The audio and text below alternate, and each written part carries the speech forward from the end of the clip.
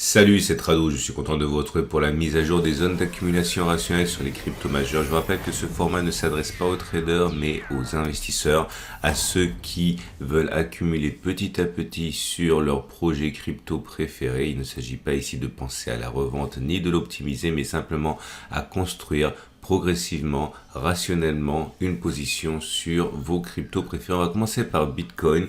Bitcoin libellé en dollars. Comme vous pouvez le voir, pour l'instant, la tendance de long terme n'est pas haussière. Elle l'a été subrepticement il y a 2 semaines avant que l'on repasse en dessous de la moyenne mobile à 200 jours.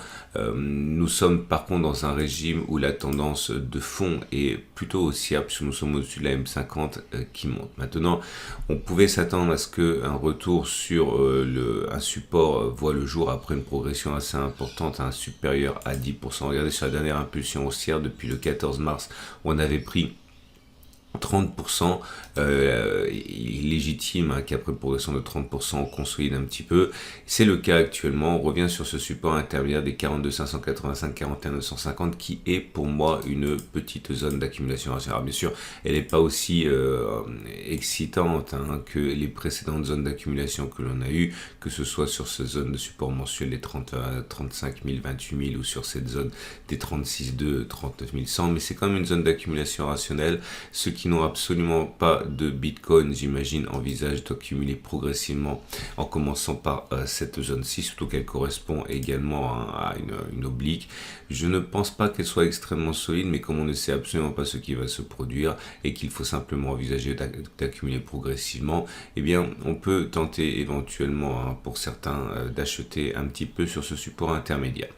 À noter que les bougies Aiki Nashi ne sont pas encore retournées à la hausse, comme vous pouvez le voir. Pour l'instant, nous avons des bougies Aiki Nashi qui sont toujours rouges. Maintenant, le verre étant à moitié plein également, on voit que la longueur des bougies Aiki Nashi se rétrécit au point d'avoir maintenant une bougie rouge avec une mèche haute et une mèche basse. Autrement dit, la pression baissière s'affaiblit.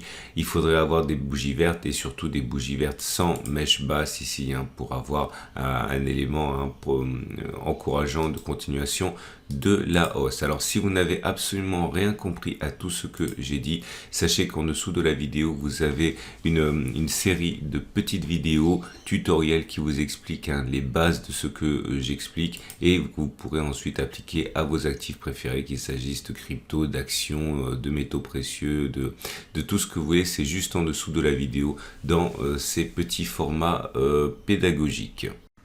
Et on passe à l'Ethereum qui lui aussi subit un petit temps d'arrêt normal encore une fois après la progression impressionnante qu'il y a eu depuis mars.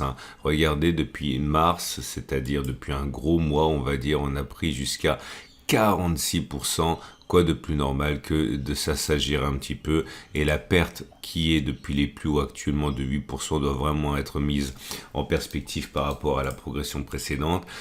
Je n'ai pas l'impression que nous soyons sur des niveaux très sains pour accumuler. Je préférerais soit que l'on passe l'obstacle précédent, à savoir au-dessus de 35,80 en clôture, soit que l'on attende un éventuel retour sur les 30, 34, 29, 75. Encore une fois, lorsque l'on a eu l'opportunité de pouvoir accumuler sur les zones d'accumulation rationnelle précédentes, il n'y a vraiment pas d'urgence. Maintenant, il est vrai que si vous commencez votre aventure dans l'accumulation de l'Ethereum, je peux comprendre que vous accumuliez un petit peu maintenant, mais je pense vraiment que les opportunités vont arriver encore, pas forcément plus bas, mais simplement lorsque soit on sera allé plus bas, soit lorsque l'on aura passé l'obstacle qui embête l'Ethereum. La tendance de long terme, contrairement à Bitcoin, est plutôt positive. Vous voyez, on est au-dessus de la M200. La tendance de fond est également haussière puisqu'on est au-dessus de la M50 qui monte. Les bougies Aiki Nashi montent, la rémission en cours. C'est pas non plus fantastique, mais c'est bien une bougie verte que vous avez. Une bougie verte avec une mèche basse, donc c'est pas aussi bien que si vous aviez des bougies vertes longues et sans mèche basse comme on en avait précédemment. Mais il faut bien commencer par quelque chose. Et malgré ma prudence, il est vrai que pour l'instant, il semble que l'Ethereum sont en train de se remettre doucement de ses émotions. Et on passe à Binance Coin, Binance qui se retrouve dans une situation totalement comparable.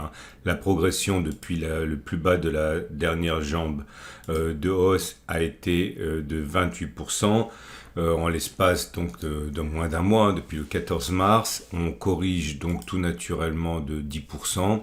Je ne pense pas que l'on soit sur une zone extrêmement intéressante pour accumuler. Non pas qu'il n'existe pas de zone de support, il y en a une, là, donc les plus pressés peuvent même envisager d'accumuler dès maintenant un petit peu, mais j'aimerais bien que l'on redescende jusqu'au support journalier ici, des 336, 372, mais encore une fois, étant donné qu'on a déjà eu l'occasion d'accumuler précédemment, on peut être un petit peu plus difficile. Si on n'a pas du tout accumulé de Binance, eh bien on peut envisager éventuellement à cette zone, donc je répète, elle est comprise entre 423 et 416 dollars. C'est donc une mini zone d'accumulation rationnelle. Prochaine zone, on l'aura compris, une clôture au-dessus des 460-448 ou un retour sur les 336-372. Tendance de long terme plutôt neutre avec la moyenne mobile à 200 périodes plate. Tendance de fond plutôt haussière avec des cours au-dessus de la M50 qui montent.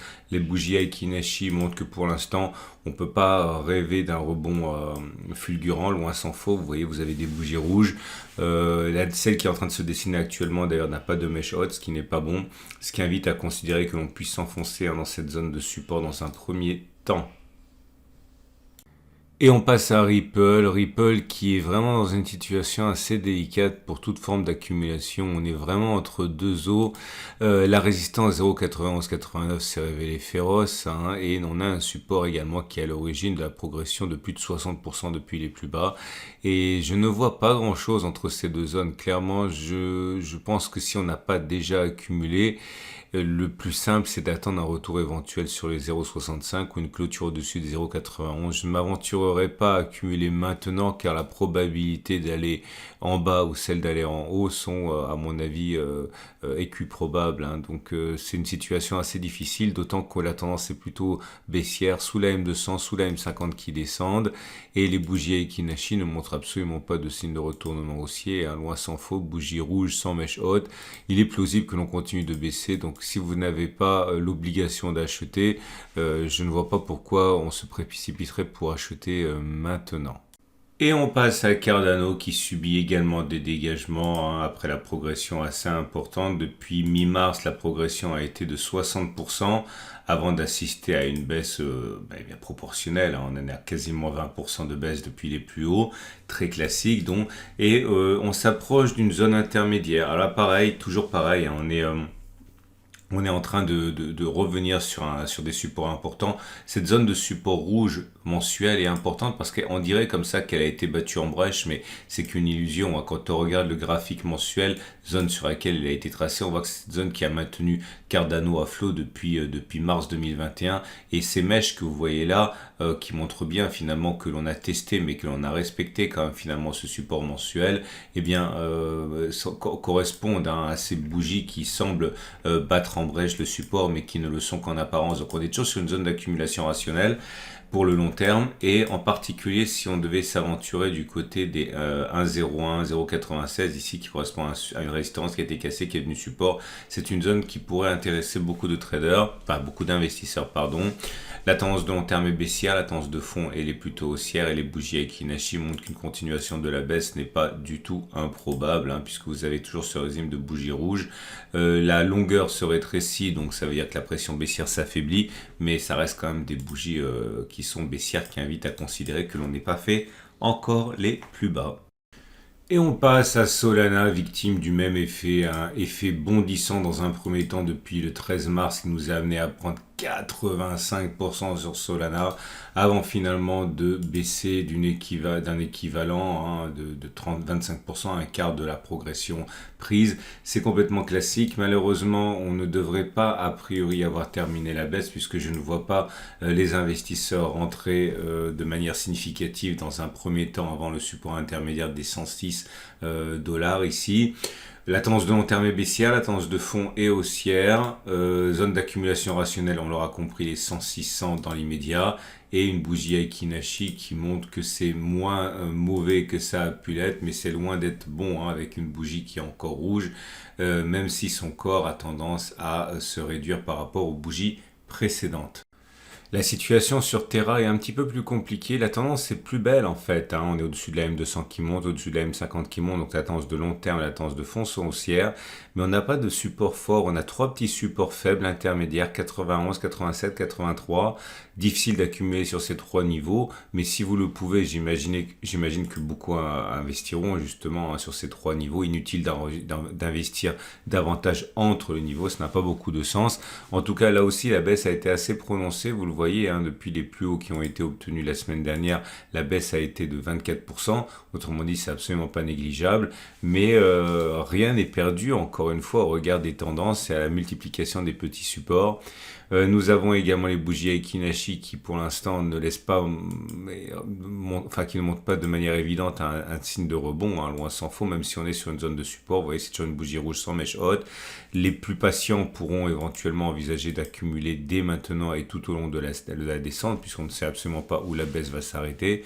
Mais voilà, tout en même temps, il n'y a rien de dramatique après une hausse qui nous a amené. Là aussi, regardez la hausse à laquelle on a assisté depuis 2 mois, depuis le 1er février, la progression a été, vous voyez, entre les plus bas et le plus haut de 176%.